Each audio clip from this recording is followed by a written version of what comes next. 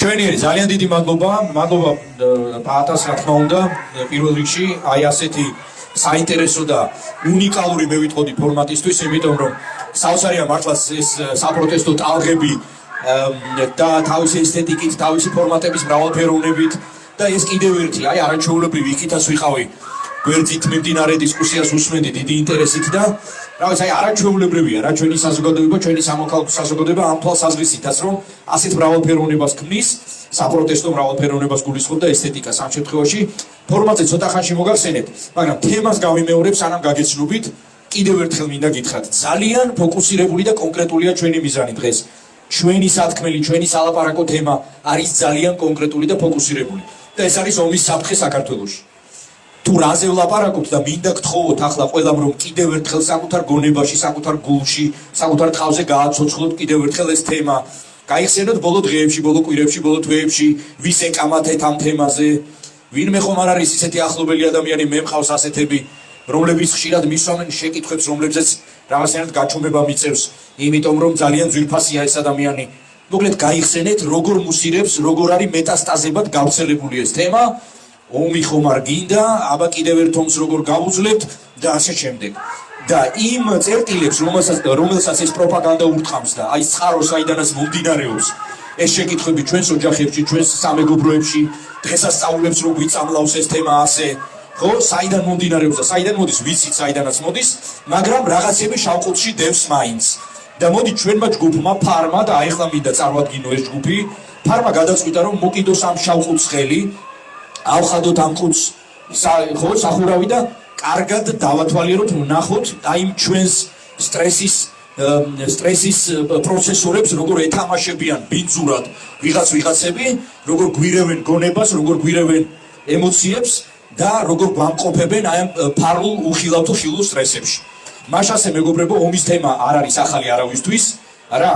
საბედნიეროდ ჩვენ გქონდა დრო, როცა ომის თემა რაღაც პერიოდით იყო მეტნაკლებად მივიწყებული, მაგრამ დღეს ვიცით ხო რომ ეს არის ძირითადი თემა, ყველგან არის ეს თემა და ჩვენი მთავარი საკითხი, ჩვენი მთავარი მიზანი არის სამი.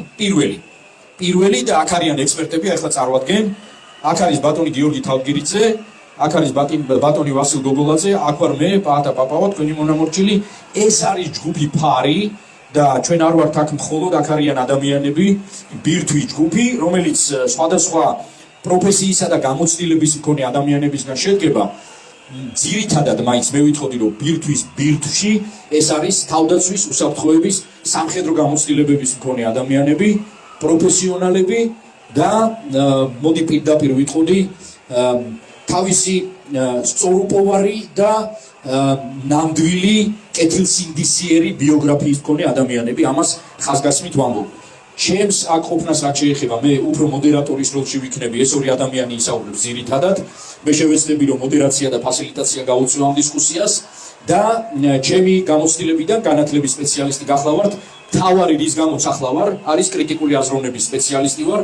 ჩემი პროექტების უმრავლესობა კრიტიკული აზროვნების გავრცელებას უკავშირდება, აგერ არიან ჩემი კოლეგები იციან ამის შესახებ რამდენიმე და ეთერში თქვი დღეს კრიტიკული აზროვნება არის ერთ-ერთი სტრატეგიული ინსტრუმენტი, რომელიც უნდა გამოვიყენოთ ამ არასწორი და უსინდისო სტრატეგიების წინააღმდეგ, ამ მეტასტაზების წინააღმდეგ.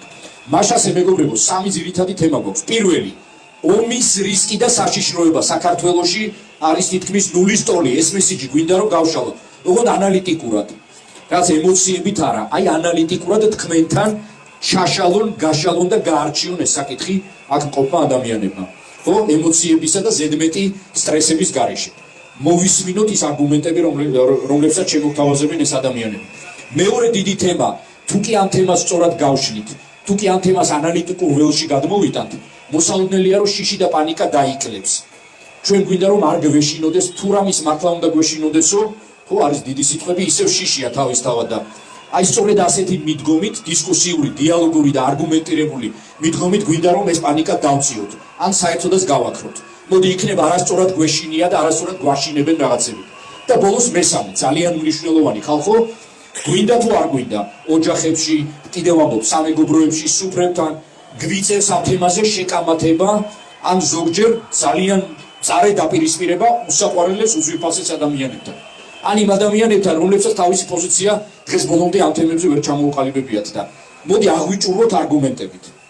ხშირად არ აქვს მყარი და ცოცხალი არგუმენტები იმისათვის, რომ ყოჩაღად შევეკამათოთ ამ ადამიანებს, რაღაცა ისე ვუთხრათ, რომ იქნება ანალიტიკურად დავარწმუნოთ, გადავარწმუნოთ ვინმე.